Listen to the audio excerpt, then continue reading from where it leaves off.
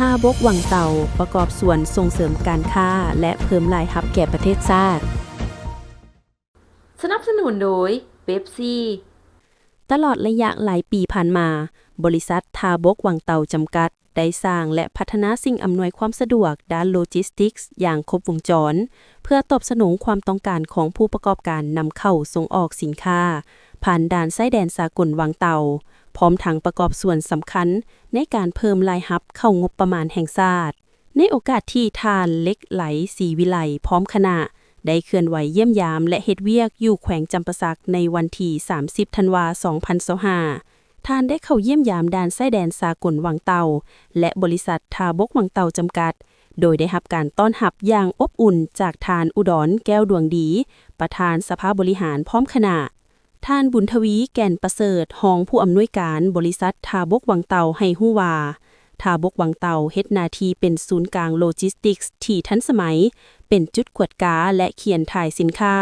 รับส่งเก็บรักษาในคลังสางแจกย้ายและบริการตู้สินค้าเข้าออกอย่างครบวงจรเพื่อลดผ่อนเวลาและต้นทุนในการขนส่งให้แก่ผู้ประกอบการนอกจากนั้นการมีท่าบกยังช่วยเพิ่มความโปร่งใสและความว่องไวในการแจ้งภาษีอากรผ่านระบบ ASYCUDA และ Smart Tax สามารถกวดสอบข้อมูลได้อย่างชัดเจนพร้อมทั้งช่วยให้การกวดกาคนเข้าออกการกักกันพืชสัตว์อาหารยาและการควบคุมพยาธิมีประสิทธิภาพสูงขึ้นนับแต่ปี 2021 หาเดือนพฤศจิกายน 2025 มีพาหนะขนส่งสินค้าผ่านท่าบกวังเต่ากว่า 170,000 คันซึ่งสะท้อนให้เห็นบทบาทของท่าบกในการเป็นประตูการค้าสำคัญของประเทศตลอดระยะการให้บริการท่าบกวังเต่า